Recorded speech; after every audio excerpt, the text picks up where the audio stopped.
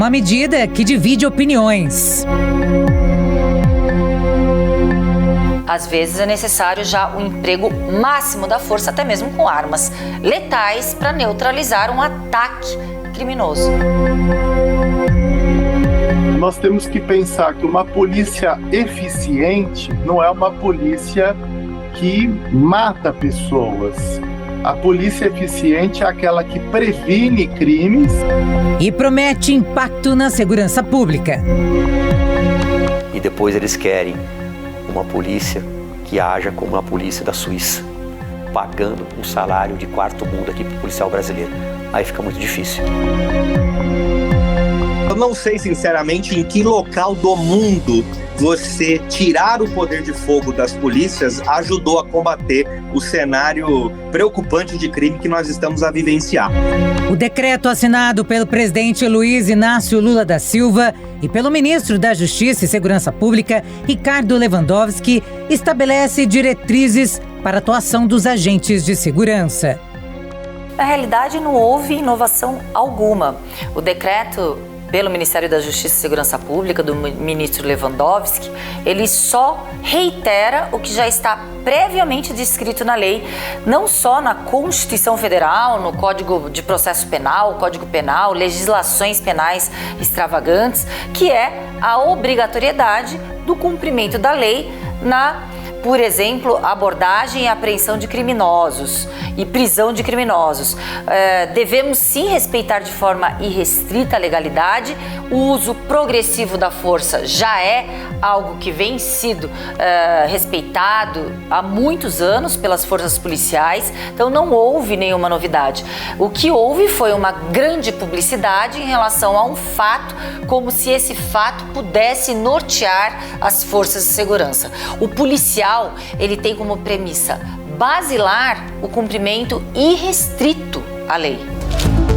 Uma das diretrizes é orientar a atuação dos policiais durante as abordagens e a outra cria o Comitê Nacional de Monitoramento do Uso da Força.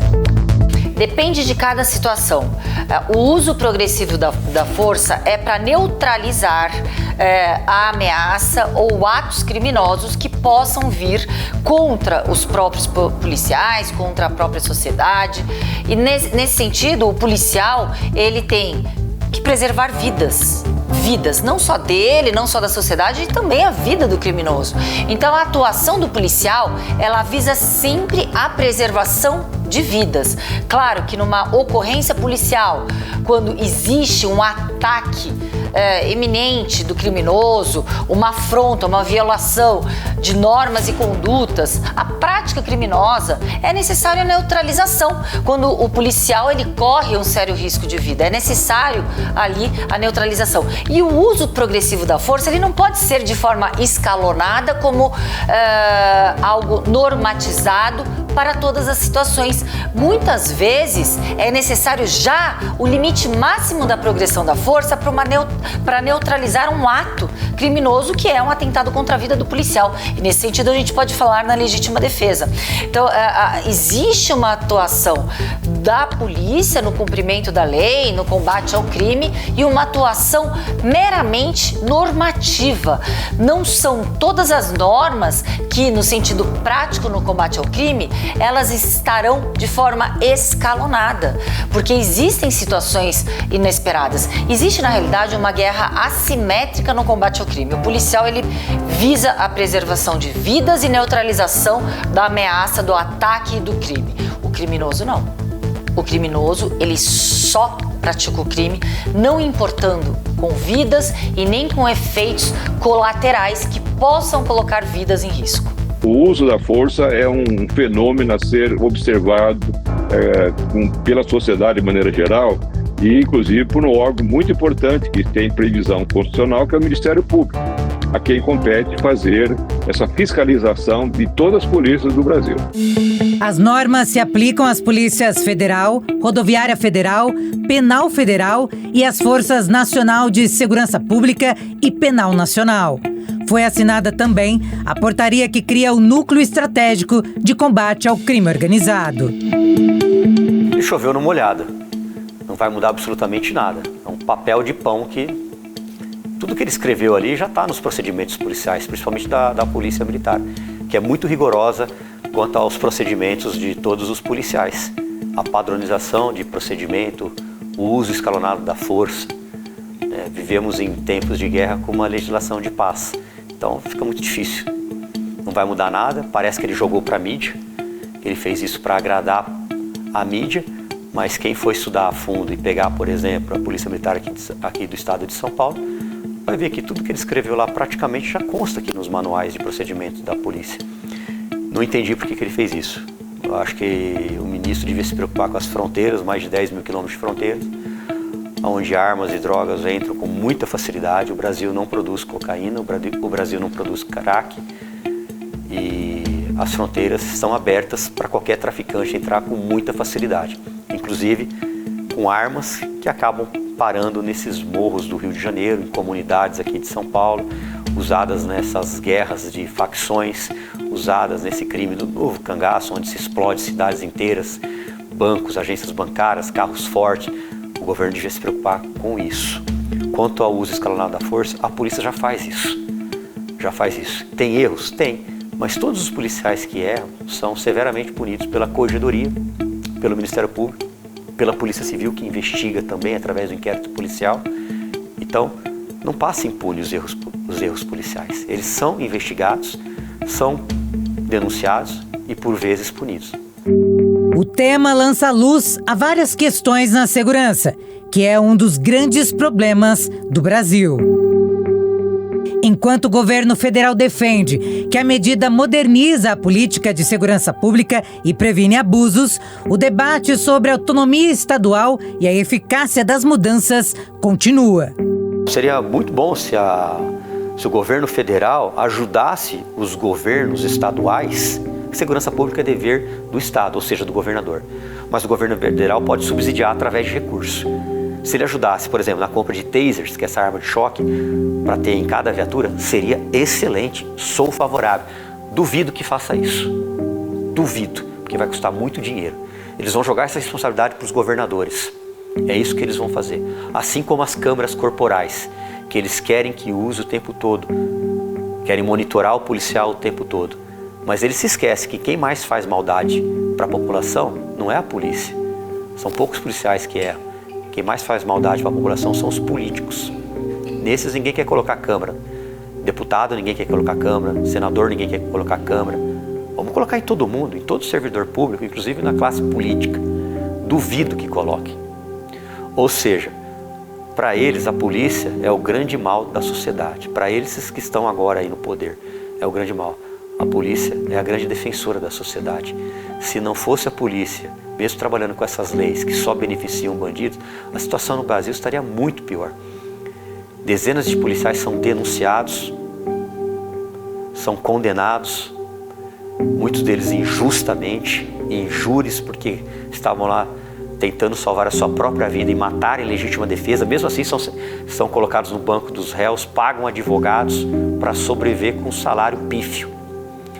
Enquanto as nossas autoridades, lá de cima, lá de Brasília, deputados, senadores, desembargadores, ministros do STJ, do Supremo, com salários altíssimos, sem correr risco nenhum. O texto impõe critérios para o uso de armas de fogo e instrumentos não letais, abordagens, buscas domiciliares e a atuação dos policiais penais nos presídios. Pelo que eu entendi, os decretos sobre a limitação do uso da força, e na verdade o uso moderado da força e evitar o uso das armas de fogo, eles tratam aí de regras, de diretrizes para todo o país, para todas as polícias.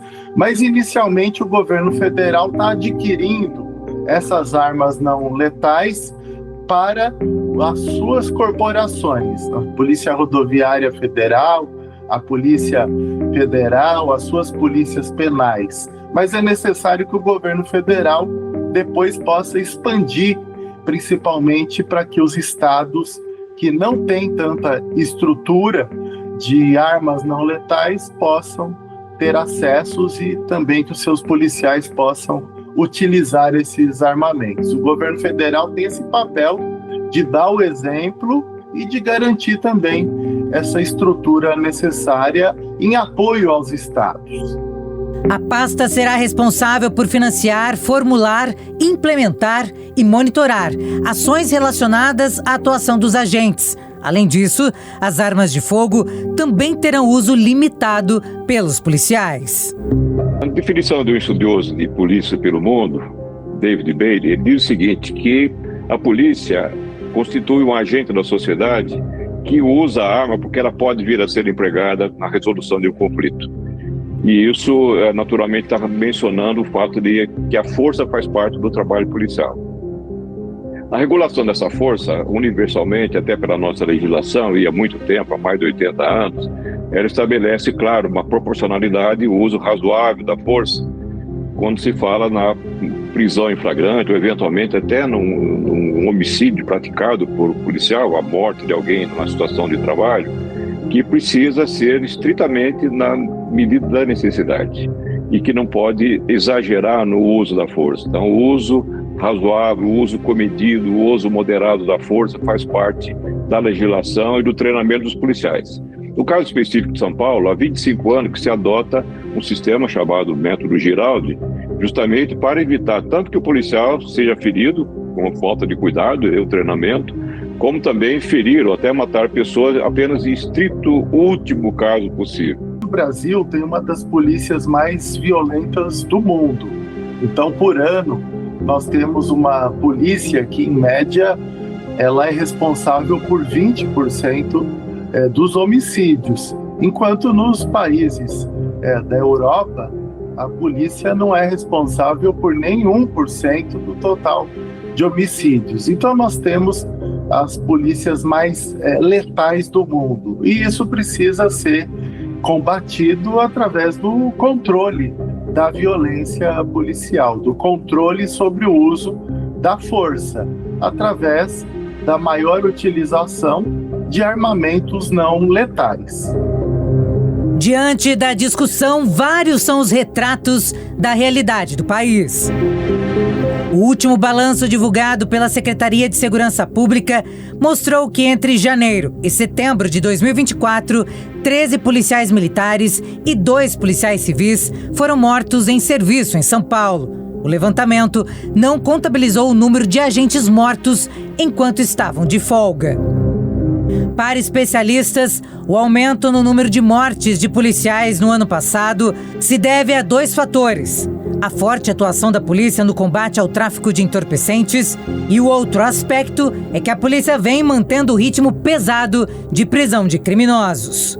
Há 34 anos como magistrado e há 30 acompanhando o crescimento das organizações criminosas no país, eu te garanto que literalmente elas estão pouquíssimo preocupadas com o que o Ministério da Justiça e Segurança Pública põe numa portaria dizendo que as polícias têm que falar. Elas já passaram dessa fase. É por isso que eu sempre chamo, e os melhores e maiores estudiosos chamam, de uma guerra assimétrica. A organização criminosa, ela não abre o Código de Processo Penal, ela não abre o Código Penal, ela não está preocupada se a pena vai ser agravada por alguma circunstância e muito menos qual é a força que a polícia vai usar quando se deparar com organizações criminosas. Ela tem uma linha de atuação no mundo, elas crescem, elas usam fuzis, então para elas, se um policial abordar vai usar um taser ou vai usar uma arma de grosso calibre, tanto faz, porque ela vai atirar na polícia se eventualmente se sentir ameaçada. É o que nós assistimos, por exemplo, ontem no Rio de Janeiro, onde o 3º Comando Puro e milícias entram em embate, em guerra, todas atirando com fuzil, munição traçante, lutando por biqueiras numa mesma região que elas, organizações criminosas, entendem importante. Então, esse tipo de colocação não é uma forma de se tentar combater crime organizado no país. É um olhar, uma preocupação, e isso é visto com bons olhos, né, do Ministério da Justiça e Segurança Pública no que tange ao comportamento da polícia. Acredito eu que ela esteja muito mais preocupada com aquele transeunte, né, que está na via pública, daquele motoqueiro que é jogado de cima da ponte, do que efetivamente, né, tentando alcançar organizações criminosas. São steps, né, diferenciados, diferentes. Eu acho que isso atinge a população comum, né, distante do crime organizado. No Rio de Janeiro, um levantamento do Instituto Fogo Cruzado apontou que em 2024, 88 agentes de segurança foram baleados na região metropolitana. Entre os 88 baleados, 33 morreram e 55 ficaram feridos. Os agentes de segurança mais atingidos são policiais militares. Do total, 66 eram integrantes da PM, 25 foram mortos e outros 41 sobreviveram. O problema é que o país é um país que tem várias realidades distintas. O problema da segurança, obviamente, ele é alastrado para todo o território nacional. Mas nós temos peculiaridades. Nós temos uma situação distinta no Nordeste, uma outra situação também diferente, por exemplo, no Rio de Janeiro, por exemplo, aqui em São Paulo e tudo mais. E me parece que essa normativa de âmbito federal, lá do Ministério da Justiça, ao invés dela funcionar, a meu juízo, pelo que eu li da norma, né, e a gente precisa partir do pressuposto que a norma sai do papel e impacta no cotidiano das relações sociais, né? Então, a meu juízo, ao invés dela ajudar, ela tende a complicar porque ela tira um pouco do respaldo jurídico que todo e qualquer agente das forças de segurança precisa ter para agir. Então, nessa medida e nesse contexto, infelizmente, a norma não vai funcionar, pela nossa experiência prévia, né? A norma não vai funcionar para, de fato, reduzir a letalidade policial e vai causar, ou tende a causar, uma insegurança jurídica que é bastante preocupante, porque toda e qualquer atitude que resulte em letalidade por parte dos agentes da segurança, obviamente sofre o crivo do Poder Judiciário. E sofrendo o crivo do Poder Judiciário e do próprio Ministério Público, né, me parece que nós vamos ter aí muitos e muitos episódios em que o uso da força estava plenamente justificada, mas em razão, talvez, do descumprimento de uma ou outra ponderação feita por essa normativa, nós tenhamos aí a responsabilização, que eu reputo indevida, dos agentes da segurança, e o resultado prático disso é, de fato, digamos assim, uma ajuda para quem aí está a cometer crimes e condutas ilícitas em face da população brasileira.